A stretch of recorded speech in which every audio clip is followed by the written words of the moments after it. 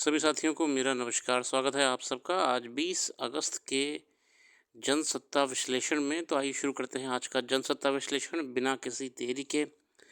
आज के संपादकीय में बात करी गई है कई अहम मुद्दों पे। संवाद के रास्ते, फिर सुविधा बनाम समस्या और सुरक्षा के समानांतर संवेदना के सवाल। संवाद के रास्ते में दुनिया भर में तेजी से बदलते भू राजनीतिक परिदृश्य में अगर अलग अलग देशों के बीच संबंधों के समीकरण में तेजी से बदलाव आते देखा जा रहा है, तो ये कोई हैरानी की बात नहीं है। बिल्कुल हम देख रहे हैं वर्तमान में रशिया यूक्रेन युद्ध को लेकर कैसे अमेरिका और यूरोप यूक्रेन साथ में मिलके काम कर रहे हैं। इस कड़ी में देखें तो तीन चीन के विदेश मंत्री ने भारत दौरे से जो संकेत उभरे हैं, वे न केवल भारत के लिए नए कूटनीतिक मोर्चे के तहत भावी मुश्किलों से निपटने की तैयारी की दृष्टि से महत्वपूर्ण है, बल्कि इससे यह भी साबित होता है कि मौजूदा विश्व में विकसित या मजबूत देशों को इस तरह का भ्रम नहीं रखना चाहिए कि वे मनमाने तरीके से किसी अन्य देश पर अपनी नीतियां थोप सकेंगे। अब वही हम जैसे बात करते हैं रशिया यूक्रेन युद्ध के बारे में, कैसे समय के साथ देशों को अपनी कूटनीति बदलनी पड़ी और साथ आना पड़ा। बहुत चीज़ चल रही है इस समय जियो पॉलिटिक्स में। उसमें से एक बहुत महत्वपूर्ण बिंदु है अमेरिका का लगातार दबाव बनाना कई अर्थव्यवस्थाओं पे। भारत भी उसे काउंटर कर रहा है चीन के साथ अपने संबंध और बेहतर बनाते वक्त। ऑलरेडी संबंध बेहतर है ही हैं। चीन से हम आयात करते हैं भारी मात्रा में, बहुत सारे देखा जाए तो $100 मिलियन का इंपोर्ट कर रहे हैं और $1 बिलियन का। और चीन से हमारे संबंध तो बहुत ही पुराने हैं प्रोडक्शन सेक्टर में, कंज्यूमर मार्केट में। अब हम और बेहतर करने के प्रयास में हैं इसको।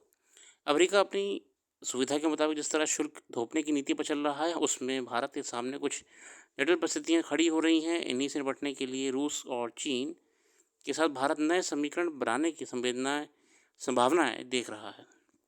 दरअसल ये ज़ाहिर रहा है कि चीन के साथ सीमा पर भारत के लिए किस तरह के जटिल हालात बनते रहे हैं।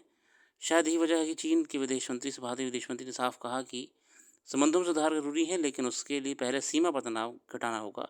वहीं चीनी विदेश मंत्री ने भी कहा कि दोनों देशों के संबंध में सहयोग की ओर लौटने की दिशा में सकारात्मक रुझान दिख रहे हैं।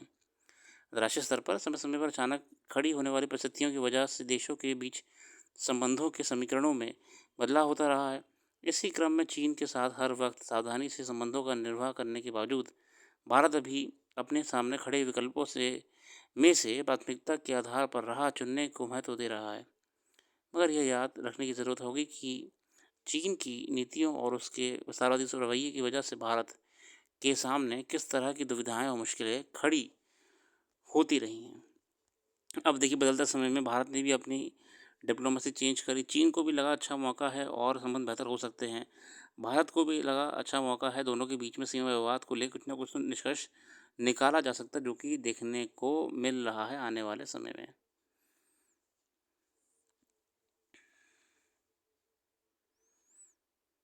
आगे देखते हैं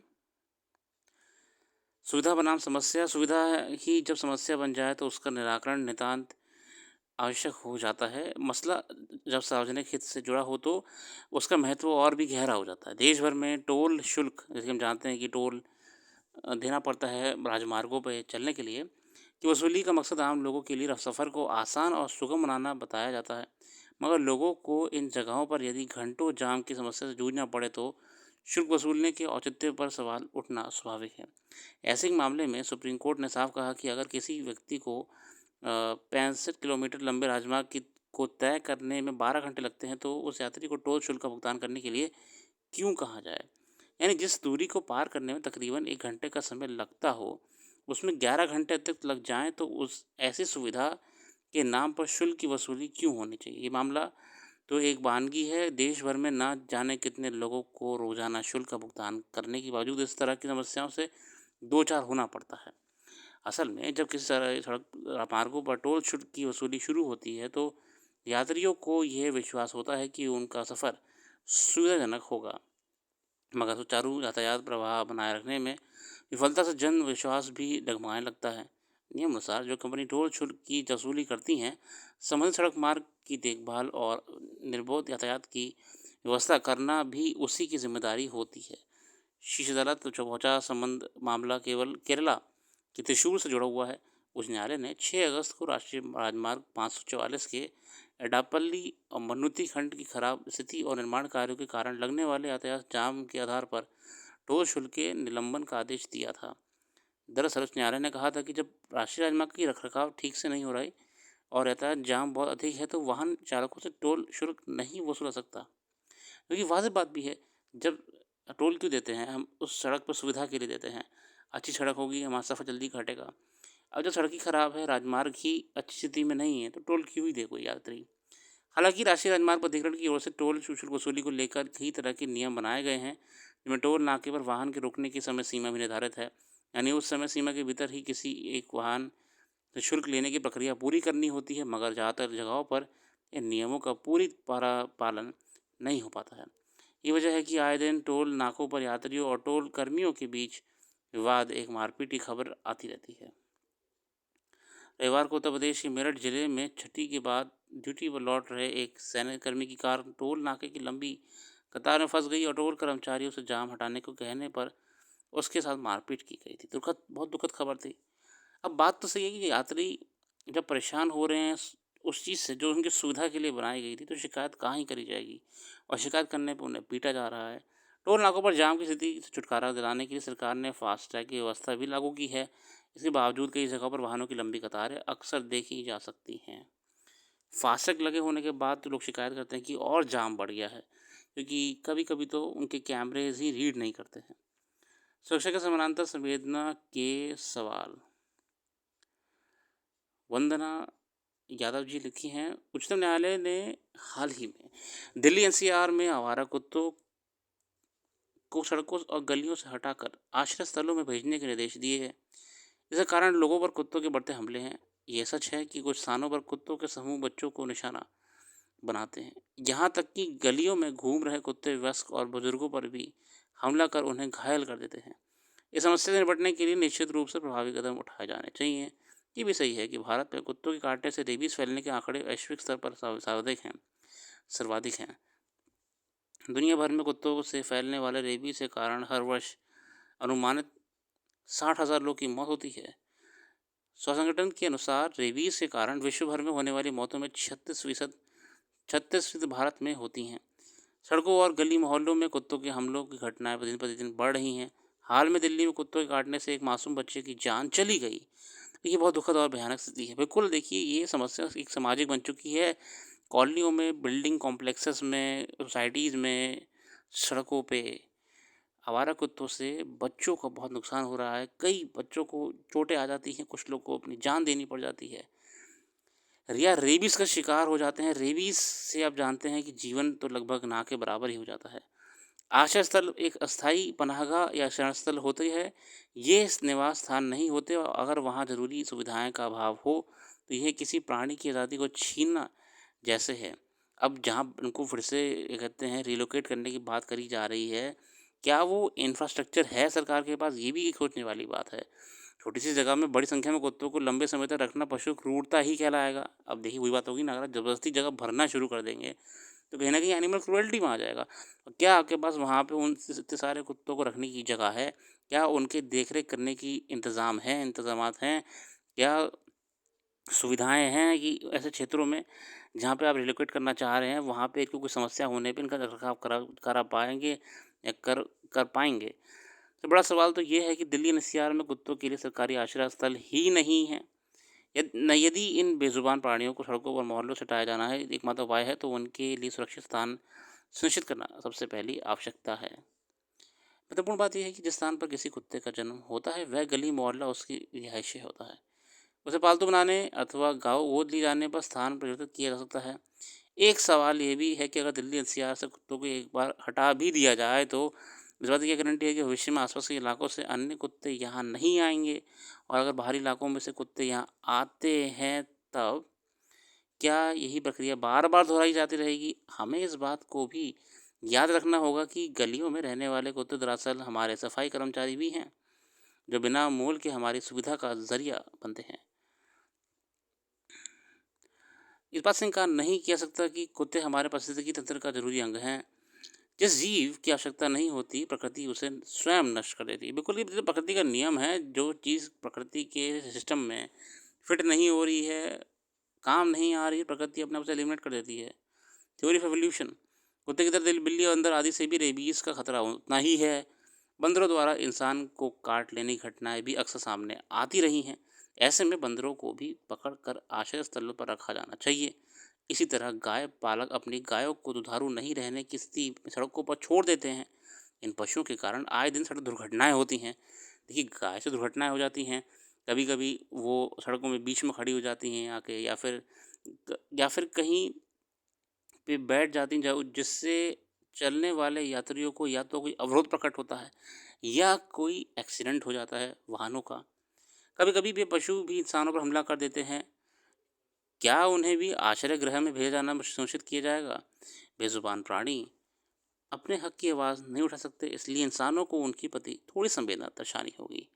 बिल्कुल, बात तो सही है कि सबसे पहली बात तो सरकारों ने भी कई बार प्रयास करा है कि गायों को गौशालाओं में पहुँचाया जाए, बाहर ऐसा आवारा ना छोड़ा जाए। मगर वो तो प्रॉपर इंफ्रास्ट्रक्चर बनाने के बाद भी सफल नहीं हुई योजना। तो कुत्तों के लिए ऐसी कौन-सी योजना है जो कि फुल प्रूफ होगी दिल्ली वासियों के लिए? य कुत्ते हमारे लिए सुरक्षा कर्मचारी की भी भूमिका निभाते हैं। कहीं भी बचा हुआ भोजन फेंक कर गंदगी का माहौल बनाने वाले ये समझते होंगे कि कुत्ते कैसे उन्हें खाकर थोड़ी सफाई का वाहक बनते हैं। देश के ज़्यादातर इलाकों में स्थित सरकारी अस्पतालों का हाल देखा जा सकता है। कई बार कतार में अपनी बारी की प्रतीक्षा में मरीज दम तोड़ देते हैं।